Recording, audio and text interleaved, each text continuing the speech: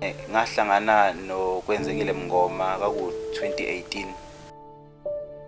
Oh yes, and we met on Facebook. So yeah, here we are today. So don't ngathini nje ningawazi bama-inbox bafethu ngeke uzawazi umendo wakho mhlawumbe ulapho nakho nami ngingafika usukwini lokugcina. Ngayithanda le ntokazi noma kungeke ngithi kukhona okuthile mhlawumbe okukhethekile kakhulu kodwa nje ngayithanda. Engicabanga ukuthi okuningi into mayihlelo idlozi noma umdali kwesinye isikhathi uyenza nawe ungaqondi ukuthi wenzani. Ezinye izinto makuthiwa Sibindi uyabulala Sibindi uyaphilisa. I think it's one of the things that made me just give this guy a chance. He was very genuine with me. Aba neqiniso nami, straightforward. And even from the time ngishela wayeshoshe usichaza uzongishada uzongenza umfazi wakhe. And nampela namhlanje sesiyabona ukuthi ugcinile isithembiso sakhe. So yeah, like I said, it was a sweet, bitter journey through all together, but it was worth it konke. Because konke akusho qala ukungibona ukube ikhona namhlanje ukufezile wonke amaphupho abesafisa kanye naye. Okuningi ngikubona kuyena, ngangibona ubuqotho bakhe nokuthembeka. Nanokuthi ngangibona umuntu owazi ukuthi ufuna nempilweni ngoba kwesikhathi empilweni kubalekile wazi ukuthi umuntu ufunani. Uma uthola umuntu ombona ukuthi ufunani, kuye kwenzeke kusheshe nje, into zenzeke zashesha nje. Ngathi ngimbona 2018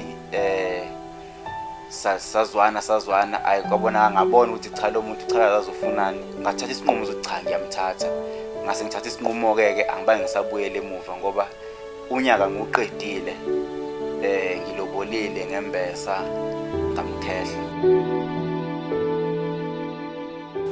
So I can say nje ukuthi ukuthemba and following your instincts can lead you to the right way. Should nami ngafollow my instincts and was okay, let me just give this guy a chance. Yes, people judge us. Akubona abantu abathandile ukuthi lento yenzeke, but nakho la sisikhona so sisibonga uNkulunkulu ngakho konke. Engizokubonga nje kakhulu kuyena ukuthembeka nokuyimisela ekutheni siwakhe lo muzi ekumele siwakhe ngoba ngaphandle kwakhe kube nakathandanga noma akathandi ngicabanga ngaba sikho futhi la njengoba sila manje ekutheni ngikube khona umcaco ngiyashadela.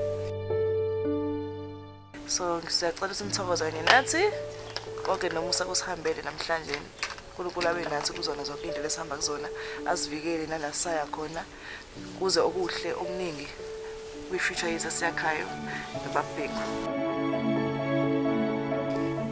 Kakhulukazi futhi engababonga abanye abazali bayidlala indima enkulu ukuthi kube khona inqubekela phambili ngoba uma kukhona umzali mhlambe ongathi umanqinqanqika mhlambe ngomakoti noma ngomkhwenyana kube khona umdonsiswano ebakhona kodwa abazali bethu ngizowabonga nje kakhulu bebesinika isupport enkulu ngicathi nomuntu ekuyiyona yenza ukuthi sikhona ukwenza izinto ngokusheshsha okungaka ngoba bekungekho bekuzwima kunalokho besikhuthazwa yibo abazali ukuthi cha manje akwenza ukuthi sekulotsholiwe phela akwenze ukuthi akube khona usuku akusheshshe cha angahlala kakhulu awube khona umcaco besiphushwa nabazali eceleni nathi kodwa besikuthanda kodwa ke uma kukhona nabazali belekelela izinto ziyenzeka isheshshe ngoba isheshile nje kakhulukazi.